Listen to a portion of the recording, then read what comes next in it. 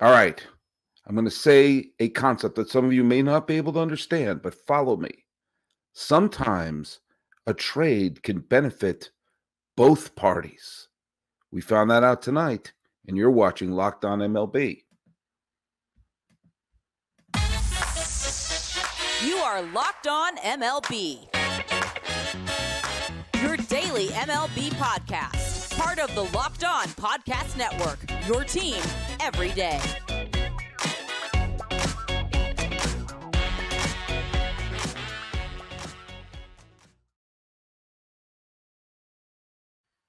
Hello, baseball fans, and welcome to Locked On MLB, part of the Locked On Podcast Network, which is your team every day.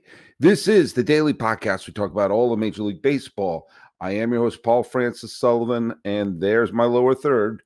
Feel free to call me Sully. I'm an Emmy-nominated television producer who has been a baseball podcaster for well over a decade, and this is my fifth season here at the Locked On Podcast Network. And follow us at Locked On MLB Pods on Twitter and on Instagram. I'm your pal Sully. I'm at Sully Baseball on Twitter, Sully Baseball Podcast on Instagram. Be sure to subscribe to us on YouTube or tell your smart device to play podcast Locked On MLB, or check out some of the other great shows on the Locked On Podcast Network, where it is indeed your team every day. Well, I'm flying solo today. No guest on today's show. A very interesting night of baseball that we had. Some big-time pitching performances. And, you know, at the beginning of the year, I thought the American League Cy Young Award was a little bit up in the air. Well, two of the big potential contenders came up big today. First of all, let's hear it for Garrett Cole, who's now 3-0. His ERA has been lowered to 1.40, and he got in early trouble against the Guardians after the Guardians basically stole a game from the Yankees the other night. And then the Yankees bats just unloaded, and they wound up winning the game 11-2. And Garrett Cole is pitching like an ace. He seems to be a maligned pitcher from a lot of Yankee fans because, he came up small in the wild card game against the Red Sox, and he doesn't look like the huge, tremendous ace they thought they were getting. But he was a Cy Young contender a few years ago, and boy, oh boy, does he look like one right now. Well, the other one, and you got to give credit where credit is due, is the Shohei Ohtani, who, by the way, I picked to win the American League Cy Young Award because, once you removed, I actually picked, did I pick Ohtani? No, I did pick Ohtani. Not Framber Valdez. Ohtani, who, remember, he pitched that great game against Oakland, the first game, and the Angels blew it in the first of those teeth grinder games. I thought we were going to see another one today because, Ohtani was just, remarkable, letting up only one hit in his shutout appearance, going up against the dreadful Washington Nationals, who beat the Angels yesterday. But, I've been quick to be critical of the Angels, and they won a game they should have won, and there you go. There they won it. And Ohtani pitched beautifully, and he even got a hit for his own self. One other pitcher who pitched very well today, and I'm bringing him up for a specific reason. First of all, I want to point out his performance because he did not get a decision, and I'm still of the mindset of I don't even care about wins or losses of someone's performance because it doesn't always tell you the full story. But Pablo Lopez pitched beautifully in the game. Sorry, my earbud keeps falling out. Pablo Lopez pitched beautifully in the game for the Minnesota Twins. He let up he struck out 10 batters. He pitched into the eighth inning, 3 innings, 2 earned runs, 1 walk, and Lopez was just phenomenal. Now, Duran blew the save in the 9th inning, so he didn't get the win, but Minnesota came back and, won the game in the walk-off manner. This is what wins and losses to me. Jax threw 1 inning. He threw 8 pitches. And Lopez threw 7 2/3 innings. And Jax gets the win and Lopez gets no. So what does the win tell you? Why am I focusing on Lopez other than the fact that I think he, deserves his due for what was a wonderful pitch game from Minnesota that they wound up winning against the division rival, the Chicago White Sox. The reason is because he was the big fish, if you will, in the trade that Minnesota made with Miami in the offseason. Lopez for Luis Arraez. There were other people involved in the trade, of course, but the main thing was it was what a trade should be in baseball. The Twins needed a major league starting pitcher. The Marlins needed a major league hitter. They took one look at each other and said, let's work something out. And today, boy, oh boy, it looks like the Twins did very well because they wound up getting a pitcher who pitched. He pitched like an ace. Anytime you have a pitcher going into the 8th inning and pitching that type of ball, there you go. And the Minnesota Twins, as of this recording, are in first place. Now, of course, it's extraordinarily early, but hey, they got out of the gate pretty well. They have a winning record. And of course, a win today, it's a critical win whenever you're going head-to-head with one of your Chiefs divisional rivals. And a lot of people were picking the Chicago White Sox to win the division. I actually picked Minnesota. And Lopez did a fantastic job. There goes that earbud. I'll get rid of these. And what does that tell you?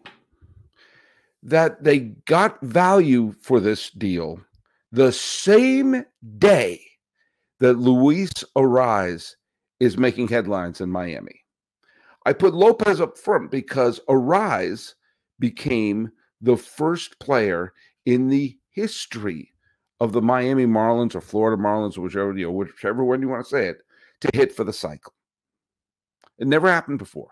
Now, I haven't done a Marlins cycle countdown like I did with the San Diego Padres no-hitter countdown because, I'd have to pick which player on the team would hit for the cycle. Well, it was Luis Arraez.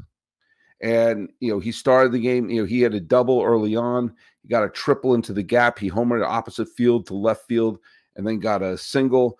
And this was coming right off of the Marlins and Sandy Alcantara getting smacked around by Philadelphia and their big, run output that they had the other day. Well, this time, Miami doubled up Philadelphia with Arraez leading the way. And that's one of the reasons why I actually picked Miami to be a wild card team, because I liked their pitching staff even after the trade of Pablo Lopez, but they needed a major league hitter in the middle of their lineup or somewhere in their lineup. And look at this.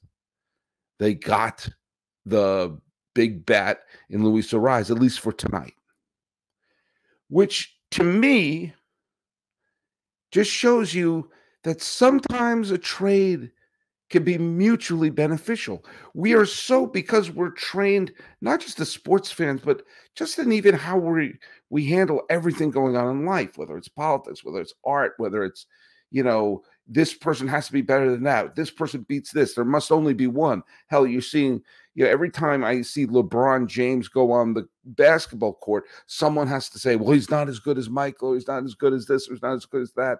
Everyone has to be one-upped. And it gets to be to the point where there can only be one winner, like we're doing Thunderdome. Are you not entertained like in Gladiator? It's like, sometimes it can work out for both sides. Both sides get what they need. And I can't think of a better example of that than what happened here tonight. Both teams got the player that they needed, and both teams got that player. At least here, I'm recording this on the 11th of February, 2023, got all you could ask for. Pitching to the 8th against a chief rival, setting up a dramatic victory? Check. First ever cycle to take the bad taste of the mouth after out of their mouth after the Alcantara loss the other day? Check. So, it doesn't always have to be, they won the trade, they lost the trade. Who knows? It may turn out to be that way. But it could also turn out that this is a trade that did work out for both sides. And you know what? When that happens, it's a positive thing. That means both general managers are doing their job. And sometimes your teams need to tinker with the engine. Sometimes your team needs to pop the hood and get the right part to make the team work. And you know what? For a championship team, it's all about making sure that every player is the perfect fit. It's the same when it comes to your vehicle. Every part needs to fit just right. So the next time that you need parts for your car, and do you know what? My car's in the shop right now. You got to go to eBay Motors. Now look at, with eBay Guaranteed Fit, you can make sure that every part you need fits right the first time round. Just add your ride to My Garage and look for the green check to know the part will fit, or your money back. Because just like in sports, confidence is the name of the game. When you shop at eBay Motors, do you know what? With 122 million parts to choose from, you'll be back in the game in no time. After all, it's easy to bring home a win when the right parts are guaranteed. Get the right parts, the right fit, and the right prices on ebaymotors.com. Let's ride. Eligible items only, and of course, exclusions apply. You know, it's interesting sometimes when you see how the games can turn from one day to another. The Royals and the Rangers played a wild game, which ended in extra innings. And it was one where I don't mind it being extra innings because the Rangers actually scored 4 runs in the bottom of the 10th inning.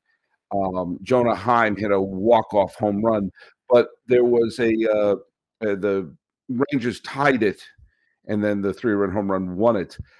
Here's something that will be totally forgotten, that with the tying run on third and 1 out, Bobby Witt Jr. playing in Arlington, not in the same stadium where his father played, but made a fantastic running away from the ball behind, back to home plate catch, and then fired home to prevent Marcus Semien from scoring the tying run, which made it 2 outs with the Kansas City Royals still having the lead.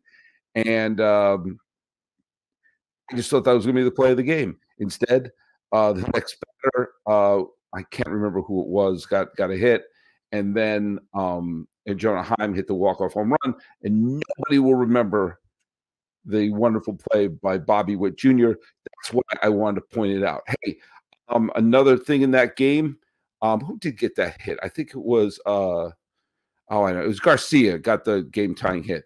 Again, win-loss records irrelevant. Jacob DeGrom, easy for you to say. Jacob DeGrom pitched great.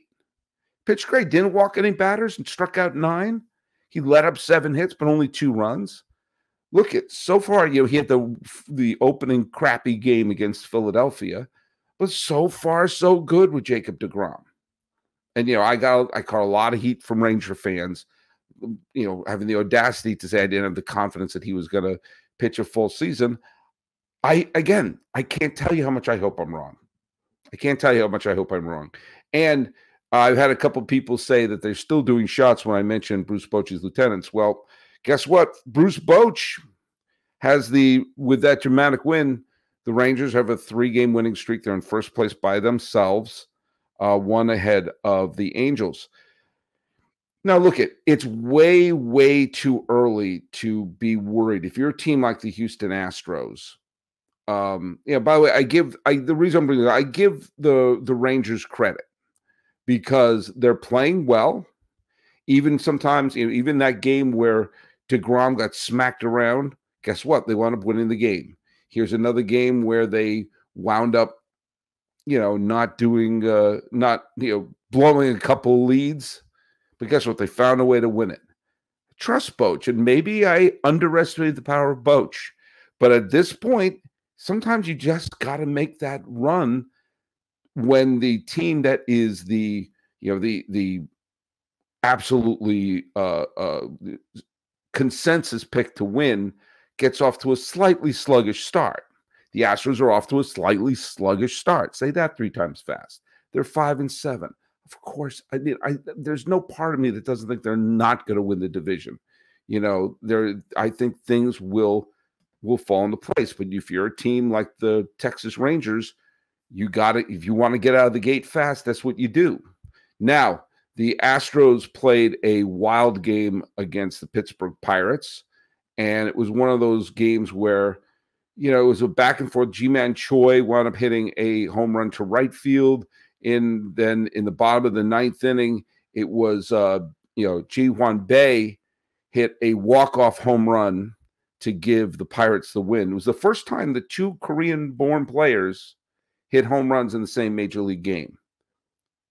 The net is getting wider for the talent pool we have in baseball, and that's a good thing. I'll tell you what's also a good thing is right now, as of this recording, the Pittsburgh Pirates are having a winning season. Does anybody think they're going to finish with a winning season? No, but as I mentioned with the Rangers taking advantage of a sluggish start from the Astros, the Pirates are taking advantage of a sluggish start from St. Louis, who, by the way, won again today. So eventually you just know St. Louis is going to chip away. But at least at this point, Pirate fans who were at that game today are going to have a wonderful time. They cheered and everything like that. At this moment, you saw the team playing well and playing their heart out. And as we get closer to May, who knows? Who knows? If you're going to be a surprise team, you're better to jump out of the gate. Now, of course, they couldn't get to first place. By the way, the San Diego Padres and the Arizona Diamondbacks are tied for first place in the West because the Dodgers are not off to the greatest start. They're even 500. They clobbered the Giants the other day. Max Muncy was a one-man wrecking crew, but that's the beauty of baseball. The next day, they got shut out. That's the beauty of it. Monday night, Los Angeles basically scored at will. Tonight, couldn't get a win, couldn't get a single run across. I've said this before, and I've said it again. It is absolutely imperative that the Milwaukee Brewers get off to a hot start. And as of this recording, they're 8-3. That's a pretty good start. They won 8 of their first 11 games and have taken advantage of the Cardinals' sluggish start. And today, they went into Arizona, and despite the fact that Merrill Kelly pitched a fine game, this was a game where the final score was misleading. The final score, Milwaukee beat Arizona 7-1, but it was misleading because there was no score going into the 7th. It was a great old-fashioned pitching duel until the wheels came off in the 7th inning. But here's the other thing that was key about it. With the win, the Milwaukee Brewers continue to pile up the wins when they need it. But also they got Corbin Burnes. And Corbin Burnes pitched another terrific game. He pitched a shutout into the 8th for reasons I don't 100% understand. They didn't pitch the 9th, but fine. Who am I to judge? But with this, the Milwaukee Brewers, who right now have the best winning percentage in the National League. Again, taxes aren't even due. It's really early in the year, but that's important for the Brewers. Because if they got off to the sluggish start, Corbin Burnes' game that he pitched today, 8 shutout innings, would be an audition for him to go on the trade block. What did I say at the beginning of the year? Every team in the National League Central seems to be in the middle of a rebuilding process.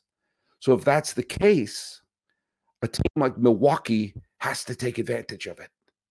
Have to. Because they can't, they'll go into a rebuilding process if they go off to a bad start, and they haven't.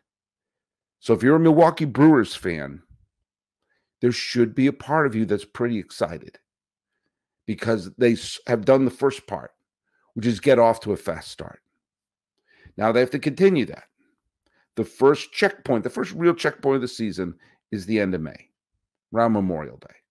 Because that's when you're about a third of the way through the season, and you can look up and say, okay, what the hell are we? Right now, we're about 10, 11, 12 games into the season. Way too early to tell. But it's never too early for a team that has to get off to a good start to get off the mat. Because what it does is it just gives the team and gives all of Milwaukee fans a great boost of energy that they're, that they're going to do well. And by the way, if you need a boost of energy and if you're looking for a delicious snack, but don't want all the sugar and the calories, then you need the best tasting protein bar ever. And that is, say it with me, Built. Built, not just Built bars, but all the forms of Built. Built Puffs, Built everything. If you're like me, if you want to make healthier snack choices, but you don't want to compromise on taste, Built bars, Built Puffs, Built everything. They're healthy. They're amazing. They taste so great. You won't think they're good for you, but you got to try it. What makes them so good? For starters, they're covered in 100% real chocolate. That's right. You heard me. Real chocolate. They come in unbelievable flavors like churro, peanut butter brownie, and cookies and cream. I'm not sure how Built does it, but these bars taste like a candy bar while maintaining amazing macros. And what's even better is that they're healthy. Only 130 calories, 4 grams of sugar, and a whopping 17 grams of protein. Now, you don't need to wait to get a box. For years, we've been talking about ordering Built bars at Built.com, but now you can get them at a local Walmart or Sam's Club. You get them, your specialty flavors still at Built.com. Head to the nearest Walmart today. Walk up to the pharmacy section, grab yourself a box of Built bars, and you can pick up a 4-bar box of cookies and cream, double chocolate, or coconut puff. If you're close to Sam's Club, run in and grab a 13-bar box with our hit flavors, brownie, batter puff, churro puff, and you can thank me later. Go to Built.com and get yourself those Built bars, and do what you can do? You can thank me later. And hey, you ever have those offers where it says, try it for free for 30 days? Just enough time to try it, and then you completely forget about it. In fact, over 80% of people have subscriptions they've completely forgotten about. You could be wasting money, not even realizing it. RocketMoney helps you find those forgotten subscriptions so you can stop paying for the ones you don't use. All right? Now, do you know about what your subscriptions really cost? Now, some people think they're spending about $80 a month on subscriptions, but sometimes it's closer to $200, $300. If you don't know exactly how much you're spending every month, you need to use RocketMoney. Now, RocketMoney is a personal finance app that finds and cancels unwanted subscriptions, monitors your spending, and helps you lower your bills all in one place. RocketMoney will quickly and easily find your subscriptions, and any you don't want, just hit cancel, and RocketMoney will cancel it for you. It's that easy. RocketMoney also helps you manage your finances, categorize your expenses so you can easily track your budget in real time. Over 3 million people have used RocketMoney, saving the person an average of $720 a year. Stop throwing your money away. Cancel unwanted subscriptions. Manage your expenses the easy way by going to rocketmoney.com/lockedonmlb. That's rocketmoney.com/lockedonmlb. rocketmoney.com/lockedonmlb. Hey, some of you have noticed some of the YouTube shorts I'm doing where I've been telling you who owned baseball. And we've covered some of those who own baseball for the 11th day of April. That would be Luis Arraez and his cycle that he hit for the Marlins. I mentioned Corbin Burnes with his 8-shot innings. I don't know. Did I mention Ryan Mountcastle? What a game he had. He drove in 9 runs with a pair of homers, including a grand slam. And he got another hit. Baltimore just won this weird 12-8 slugfest with Oakland. I mentioned Shohei Ohtani with his 7 innings of 1-hit ball. In terms of half wobs, these are the players who had the best performances on losing teams. Ty France of the Mariners. Mariners lost a strange game to the Chicago Cubs where they had a big lead early, then they blew it.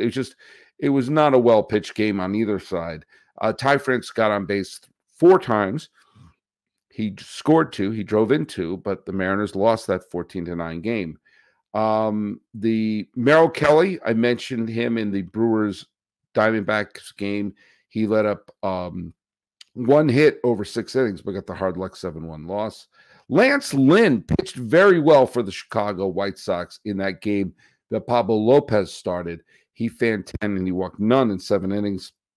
But at the end, the White Sox bullpen dropped the game to Minnesota, and Spencer Steer went 3 for 4 for the Reds in a 7-6 loss to the Atlanta Braves. So full wobs went to Luis Arraez, Corbin Burnes, Ryan Mountcastle, and Shohei Ohtani as a pitcher, not as a hitter. Half wobs to Ty France, Merrill Kelly, Lance Lynn, and Spencer Steer. And hey, can I just say to you all, I want to thank you so much for making Locked On MLB your first listen. Now, for your second listen, check out Locked On Fantasy Baseball. Win your league by listening to Matt and Dom every day as they bring you the best fantasy draft strategies. Find Locked On Fantasy Baseball wherever you get your podcasts and on YouTube, part of the Locked On Podcast Network, your team every day. Going around the league and pointing out that sometimes a trade can help both sides. This has been Locked On MLB. I am your host, Paul Francis Sullivan. Please call me Sully.